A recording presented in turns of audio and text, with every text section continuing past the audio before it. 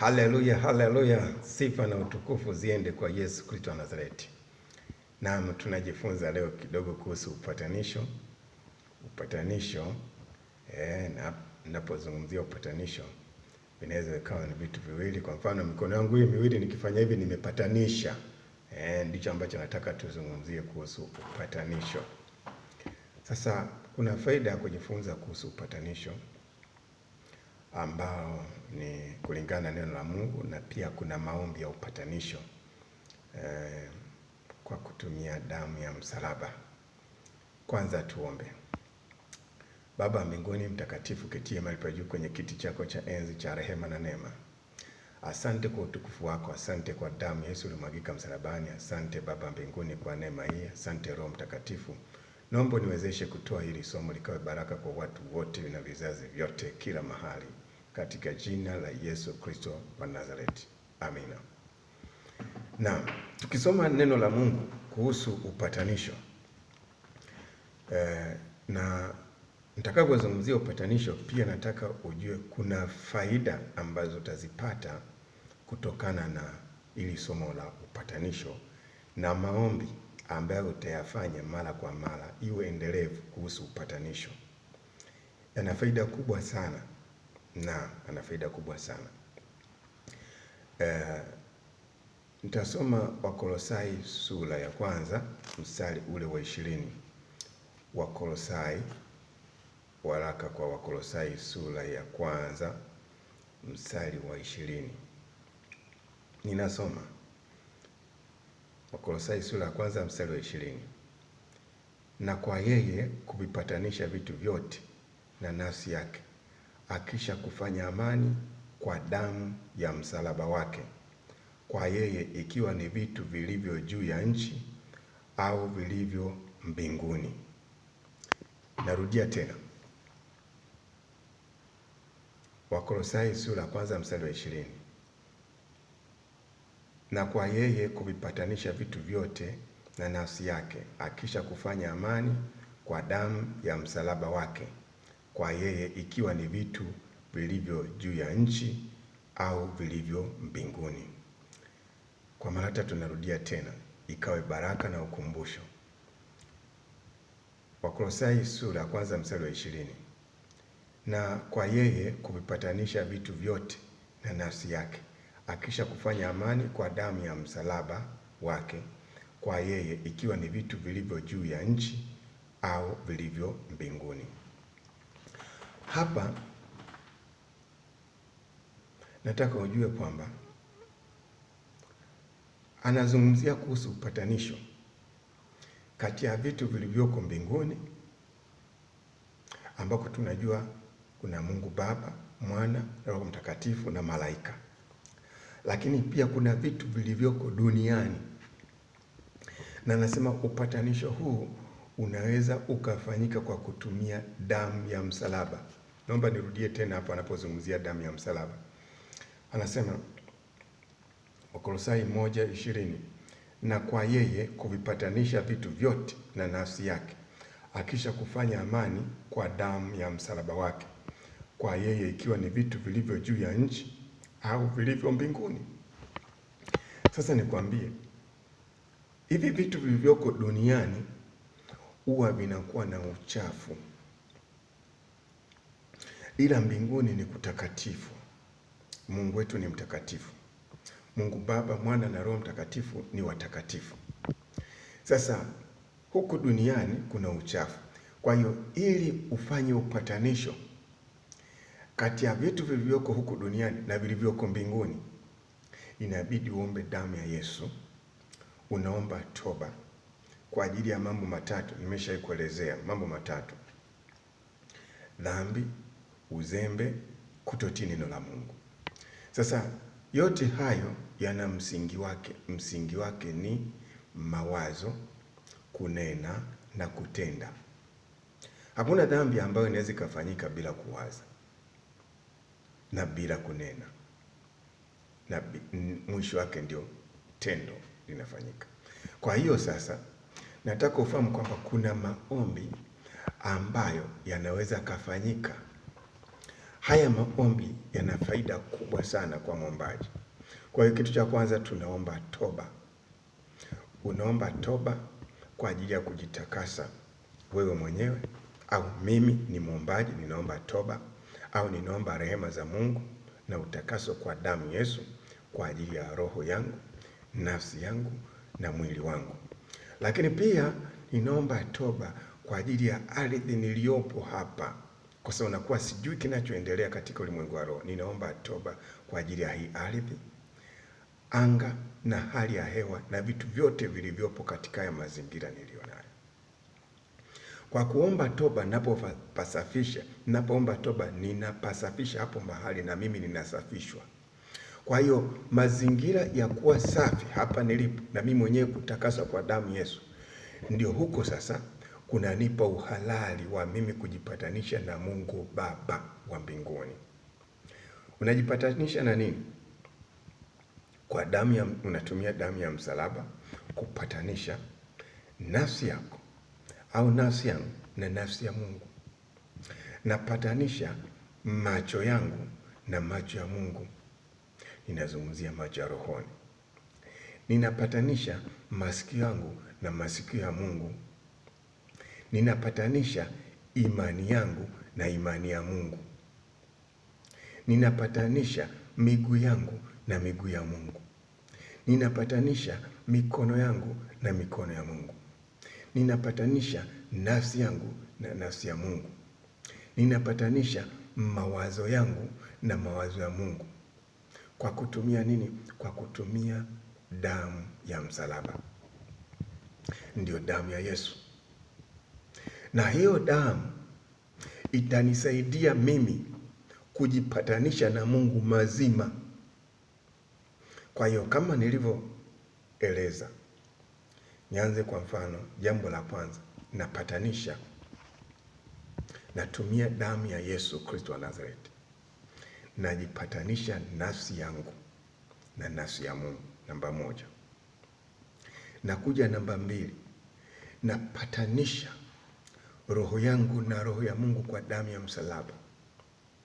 Namba tatu, napatanisha mwili wangu na nguvu za Mungu Baba kwa damu ya msalaba.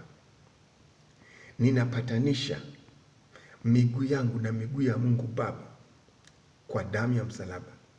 Ninapatanisha mikono yangu na mikono ya Mungu Baba kwa damu ya msalaba. Najipatanisha masikio yangu na masikio ya Mungu Baba kwa damu ya msalaba. Najipatanisha macho yangu na macho ya Mungu Baba kwa damu ya msalaba. Najipatanisha imani yangu na imani ya Mungu Baba kwa damu ya msalaba. Napatanisha mawazo yangu na mawazo ya Mungu Baba kwa damu ya msalaba. Napatanisha nia yangu na nia ya Mungu Baba kwa damu ya msalaba. Napatanisha hapa mahali nilipo na kwenye kiti cha enzi cha Mungu Baba kwa damu ya msalaba. Asante Baba mbinguni kwa damu ya msalaba. Asante kwa kuwa damu yako inafanya mambo makubwa sana. Hiyo damu yako ndiyo ambayo inanipa wokovu. Hiyo damu yako Yesu Kristo wa Nazareti ndiyo ambayo inanitakasa. Hiyo damu yako Yesu Kristo wa Nazareti ndiyo ambayo inanipatanisha kati ya vitu vya mbinguni na vitu vya hapa duniani na mimi mwenyewe kwa kusudi la Mungu. Nataka nikwambie ndugu, ukifanya haya maombi mara kwa mara, na baada ya hayo maombi ndipo kaingia kuomba kwamba ninavaa silaha zote za vita katika Mungu, na kuanzia sasa ninaingia vitani katika jina la Yesu Kristo wa Nazareti, basi vita hivyo vitakuwa ni rahisi sana, kwa sababu kinywa chako kinakuwa ni kinywa cha Mungu. Neno lako linakuwa ni neno la Mungu, linakuwa na nguvu ya Mungu. Mkono wako unakuwa ni mkono wa Mungu. Mguu wako ni mguu wa Mungu. Macho yako ni macho ya Mungu. Masikio yako yanakuwa ni masikio ya Mungu. Fikra zako zinakuwa ni fikra za Mungu. Ukiendelea kufanya hivyo mara kwa mara, ule muunganiko kati yako na Mungu utazidi kuimarika hatua kwa hatua, na ndipo palipo na siri ya kukufanya uanze kufunuliwa mambo ya rohoni waziwazi kutoka kwenye ndoto. Maana unaweza ukaona rohoni kwa njia ya ndoto, lakini hii kuja waziwazi inategemea ni namna gani unatumia muda wa kuomba upatanisho. Haya niliyokuambia, na Mungu au Roho wa Mungu akuongoze kwa kujipatanisha na Mungu. Ukitumia kwa mfano lisali moja kuomba hayo maombi ya upatanisho, alafu hiyo hali ikawa tabia yako, usiache, itakuwa baraka kubwa katika maisha yako. Pia waweza kupatanisha uzao wako na nguvu za Mungu. Unaweza ukapatanisha familia yako na nguvu za Mungu. Unatumia damu ya msalaba. Na hivi sasa ninaamini kwamba haya, ndugu, umeelewa. Anza kuomba. Mimi ninakuombea. Baba mbinguni, asante kwa maarifa haya. Katika jina la Yesu Kristo Nazareti, kwa damu ya msalaba, huyu anayenisikia hivi sasa, ninapatanisha. Kwanza ninaomba toba kwa ajili yake, kwa ajili ya dhambi, uzembe, kutotii neno lako. Ninaomba toba kwa ajili ya hayo mambo matatu. Ninaomba toba kwa sababu yote hayo yanasababishwa na mawazo, kunena na kutenda. Ninaomba toba kwa ajili ya hayo mambo. Baba mbinguni, asante kwa damu yako ilimwagika msalabani, naamini imeisha takasa. Kwa damu ya msalaba, sawasawa na neno lako Bwana, wa Kolosai 1:20. Imeandikwa unavipatanisha vitu vya mbinguni na vya duniani kwa damu ya msalaba na nafsi yako. Mungu Baba, nampatanisha huyu anayenisikiliza hivi sasa, macho yake ya rohoni na macho yako Mungu Baba, kwa kuwa alivyo Baba ndivyo alivyo Mwana. Ninampatanisha kwa damu ya msalaba. Masikio yake na masikio yako Mungu Baba, ninampatanisha kwa damu ya msalaba. Imani yake na imani yako Mungu Baba, napatanisha kwa damu ya msalaba. Mikono yake na miguu yake, napatanisha na mikono yako Mungu na mikono yake, miguu yake na miguu yako Mungu, kwa damu ya msalaba.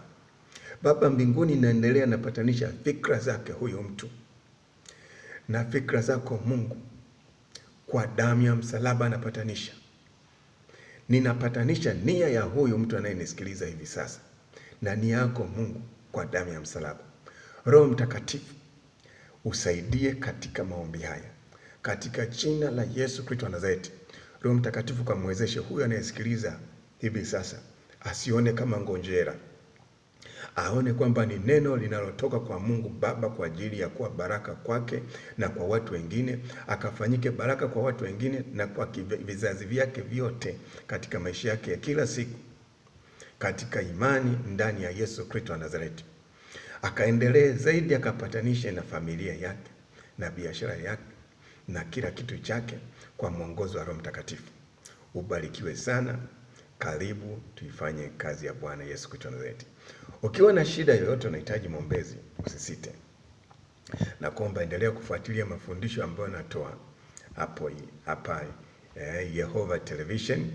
Lakini pia kwa mawasiliano zaidi, ukitaka kuchangia ili huduma isonge mbele, inahitaji sadaka, jitolee kwa ajili ya kazi ya Bwana. Tumia namba ya Airtel 0784477277. Narudia tena, kwa ajili ya sadaka ili kazi ya Mungu isonge mbele, inahitaji uchumi, na uchumi huu utaimarika endapo mimi na wewe, kila mmoja atajibidiisha kuifanya hii kazi. Mimi nimehubiri hapa, mimi nimefundisha hapa, mimi nimeomba hapa. Kuna vitu vinahitajika kwa ajili ya kuboresha hii huduma. Sadaka waweza kutumia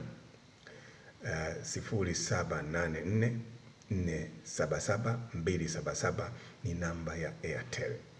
Ubarikiwe sana. Kujitolea kwako kwa ajili ya kazi ya Mungu ni baraka kwako na ni baraka kwa uzao wako, katika jina la Yesu Kristo wa Nazareti. Ubarikiwe sana na tuendelee Tuendelee katika jina la Yesu Kristo wa Nazareti. Amen.